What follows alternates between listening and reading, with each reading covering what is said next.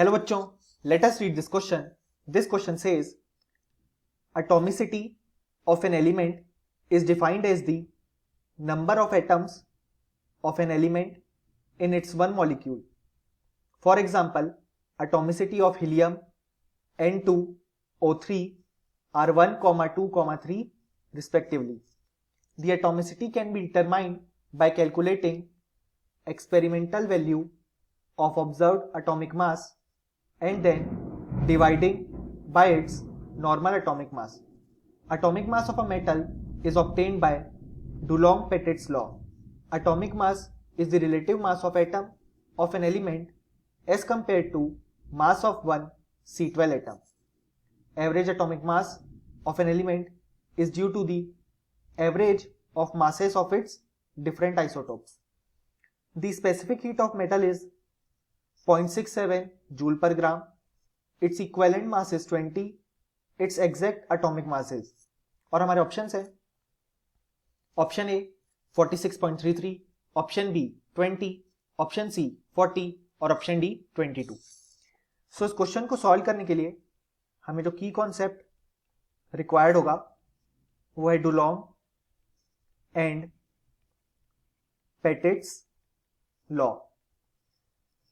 सो ये लॉ कहता है कि जो एटॉमिक मास है मेटल का, अगर हम उसे उसकी स्पेसिफिक हीट जो कि कैलोरी पर ग्राम की यूनिट में पुट की गई है उन दोनों को मल्टीप्लाई करें तो उसका आंसर अप्रोक्सीमेटली 6.4 होगा. सो अगर हम इस चीज को अप्रॉक्स कर देंगे तो हमें कैलकुलेशन के लिए 6.4 की एग्जैक्ट वैल्यू मिल जाएगी. यानी अगर हमने लिखा कि एटॉमिक मास अप्रॉक्सीमेट को अगर हम स्पेसिफिक हीट से मल्टीप्लाई कर रहे हैं तो हमें उसका आंसर एग्जैक्टली 6.4 मिल जाएगा. सो इस क्वेश्चन में हम देख सकते हैं कि हमें जो स्पेसिफिक हीट दी गई है वो है 0.67 जूल पर ग्राम. अगर हम इसे कैलोरी पर ग्राम की यूनिट में चेंज करेंगे तो हमें इसे 4.18 से डिवाइड करना पड़ेगा, क्योंकि हम जानते हैं कि एक कैलोरी में 4.18 जूल होता है. सो इस तरीके से ये कैलोरी पर ग्राम की यूनिट में कन्वर्ट हो जाएगा. सो अब अगर हम देखें अपने क्वेश्चन में तो atomic mass multiplied by specific heat जो कि आई है 0.67 अपॉन 4.18 कैलोरी पर ग्राम, वो बराबर होनी चाहिए 6.4 के. यानी इस इक्वेशन को सॉल्व करने से हमें हमारा अप्रोक्सीमेट एटॉमिक मास पता चल जाएगा जो कि होगा 6.4 मल्टीप्लाइड बाय 4.18 डिवाइडेड बाय 0.67, जिसकी वैल्यू हो जाएगी 39.92. यानी कि जो हमारा अप्रोक्सीमेट एटॉमिक मास आया वो है 39.92. अब हम जानते हैं कि हम एटॉमिक मास को equivalent mass multiplied by valency factor लिख सकते हैं,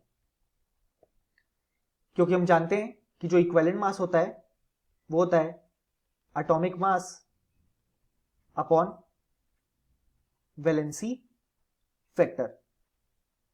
सो इस इक्वेशन से हमने एटॉमिक मास का फॉर्मूला लिख लिया. तो क्योंकि हमने यहां पे अप्रॉक्स एटॉमिक मास निकाला है और हमें क्वेश्चन में एग्जैक्ट इक्विवेलेंट मास दिया हुआ है, यानी कि अब अगर हम यहां पे approx atomic mass 39.92 is equal to 20 जो कि दिया हुआ है उसको वैलेंसी फैक्टर से मल्टीप्लाई करेंगे तो यानी हमें अप्रॉक्स वैलेंसी फैक्टर मिल जाएगा. सो वैलेंसी फैक्टर हो जाएगा इक्वल टू 39.92 डिवाइडेड बाय 20.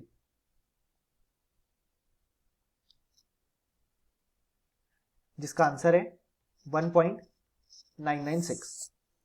सो अब हम देख सकते हैं कि जो वैलेंसी आई है वो है 1.996। अब हम जानते हैं कि वैलेंसी कभी पॉइंट में हो नहीं सकती, तो इसे अगर हम नियरेस्ट होल नंबर में एस्टिमेट करें तो वो हो जाएगी 2, क्योंकि वैलेंसी हमेशा होल नंबर होती है।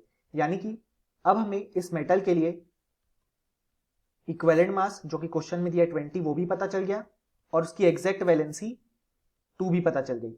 यानी अब इन दोनों से हम उसका एग्जैक्ट एटॉमिक मास निकाल सकते हैं, क्योंकि अब कोई भी क्वांटिटी अप्रॉक्स में नहीं दी हुई है। तो एग्जैक्ट एटॉमिक मास हो जाएगा equivalent mass multiplied by valency, which is equal to 20 multiplied by 2 यानी कि 40। सो हम देख सकते हैं कि इस क्वेश्चन का जो करेक्ट आंसर है वो है option C 40। Hope you understood it well. Best of luck.